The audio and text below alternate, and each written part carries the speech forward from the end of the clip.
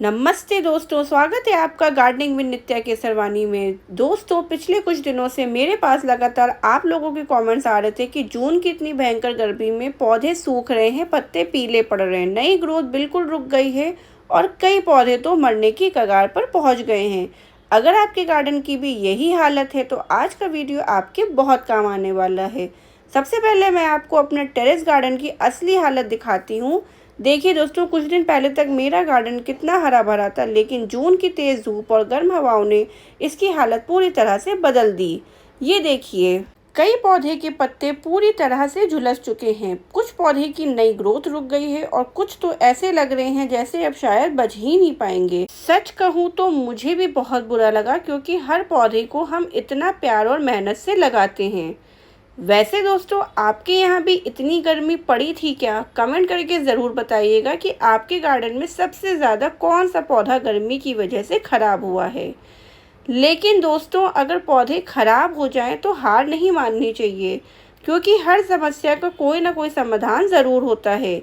आज मैं आपको पूरा प्रोसेस दिखाऊंगी कि कैसे मैंने अपने बिखर चुके टेरेस गार्डन को फिर से तैयार किया, पुरानी मिट्टी को रिचार्ज किया और कुछ नए पौधे लगाएं। इसलिए वीडियो को आखिर तक ज़रूर देखिए, क्योंकि अगर मिट्टी तैयार करते समय आपने एक छोटी सी भी गलती कर दी तो नए पौधे भी ज़्यादा दिनों तक टिक नहीं पाएंगे। और वीडियो के आखिर में मैं आपको 7 दिन बाद का रिज़ल्ट भी बताऊंगी, इसलिए कहीं मत जाइए। तो चलिए शुरू करते हैं। सबसे पहले मैंने सोचा कि जिन पौधों को बचाया जा सकता है उन्हें बचाया जाए और जहाँ ज़रूरत हो वहाँ कुछ नए पौधे लगाए जाएं। इसलिए मैं नर्सरी गई, कुछ ऐसे पौधे लेकर आई जो गर्मी के मौसम में भी अच्छी तरह ग्रो कर सकते हैं।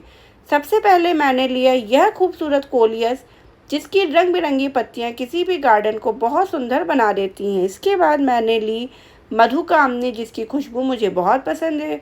फिर मैंने लिया पुदीना, जो घर में भी बहुत काम आता है। और साथ ही में हमने लिया मोगरा, जिसके फूल पूरे गार्डन को अपनी खुशबू से महका देते हैं।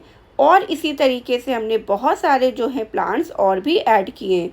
वैसे दोस्तों, अगर आपको इन चारों पौधों में से कोई एक पौधा चुनना हो तो आप कौन सा चुनेंगे? कोलियस, मोगरा, पुदीना या मधुकामनी? अपना जवाब कमेंट में ज़रूर लिखिएगा। अब दोस्तों, सिर्फ नए पौधे खरीद लेना ही काफ़ी नहीं होता। अगर मिट्टी में पोषण नहीं होगा तो कोई भी पौधा ज़्यादा समय तक स्वस्थ नहीं रह पाएगा। इसीलिए सबसे ज़रूरी काम था पुराने गमलों की मिट्टी को दोबारा से तैयार करना। सबसे पहले मैंने सभी गमलों की पुरानी मिट्टी को बाहर निकाला। अगर उसमें सूखी जड़ें या खरपतवार हैं तो उन्हें भी अलग कर दिया। उसके बाद उस मिट्टी में अच्छी मात्रा में कंपोस्ट मिलाया, ताकि पौधे को दोबारा भरपूर पोषण मिल सके। फिर मैंने उसमें कोकोपीट मिलाया, जिसमें मिट्टी हल्की बनी रहे और उसमें नमी भी लंबे समय तक बनी रहे। गर्मियों में कोकोपीट बहुत फ़ायदेमंद होता है, क्योंकि इससे मिट्टी जल्दी सूखती नहीं है। अब आती है मेरी सबसे पसंदीदा चीज़, हल्दी पाउडर। मैं इसमें बहुत थोड़ी मात्रा में हल्दी मिलाती हूँ, क्योंकि यह नेचुरल एंटी फंगल की तरह काम करती है और मिट्टी में फंगस बनने की संभावना को कम करने में मदद करती है। लेकिन ध्यान रखिए दोस्तों, हल्दी हमेशा बहुत कम मात्रा में ही डालें। ज़्यादा हल्दी डालने से कोई अतिरिक्त फ़ायदा नहीं होता।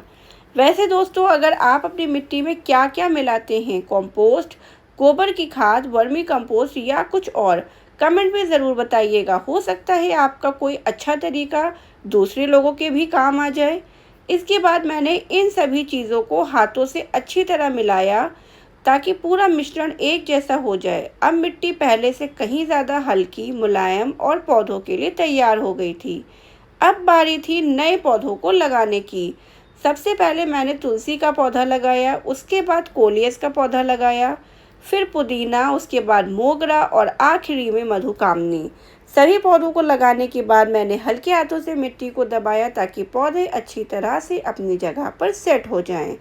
अब दोस्तों, सिर्फ पौधे लगा देना ही काफ़ी नहीं होता है, उनकी सही देखभाल ही उनकी सही ज़रूरत होती है। गर्मी के मौसम में नए पौधे को तुरंत तेज़ धूप में बिल्कुल नहीं रखना चाहिए। इसलिए मैंने सभी पौधों को ऐसी जगह रखा जहां सुबह की हल्की धूप मिले, लेकिन दोपहर की तेज़ धूप सीधे उन पर ना पड़े। इसके बाद मैंने सभी पौधों में धीरे धीरे पानी दिया, लेकिन एक बात हमेशा याद रखिए, पानी देने से पहले मिट्टी की नमी ज़रूर चेक करें। अगर मिट्टी पहले से गीली है तो दोबारा पानी देने की कोई ज़रूरत नहीं होती, क्योंकि ज़्यादा पानी भी पौधे को नुकसान पहुंचा सकता है। वैसे दोस्तों, आप लोग पौधों में पानी सुबह देते हैं या शाम को? मुझे कमेंट में ज़रूर बताइएगा। मैं जानना चाहूँगी कि आप लोग किस समय पानी देना पसंद करते हैं। तो दोस्तों, आखिरकार मेरे टेरेस गार्डन का मेकओवर पूरा हो चुका है।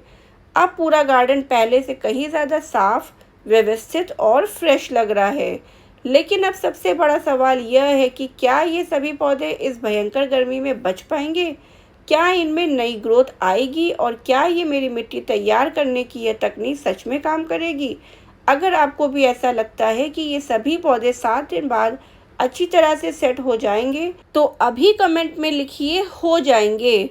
और अगर आपको लगता है कि कोई पौधा शायद नहीं बचेगा, तो उसका नाम भी लिखिए। देखते हैं किसका अंदाज़ा सही निकलता है। इन सभी सवालों का जवाब आपको मेरे अगले वीडियो यानी पार्ट 2 में मिलेगा।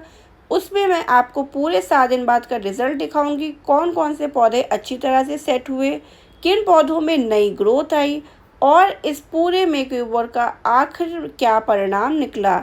इसलिए अगर आपने अभी तक चैनल को सब्सक्राइब नहीं किया है तो ज़रूर कर लीजिए, ताकि पार्ट 2 मिस ना हो। अगर आपको ये वीडियो पसंद आया हो तो इसे लाइक करें, अपने दोस्तों और फैमिली के साथ शेयर करें और कमेंट करके ज़रूर बताएं कि आपको ये वीडियो का कौन सा हिस्सा सबसे अच्छा लगा।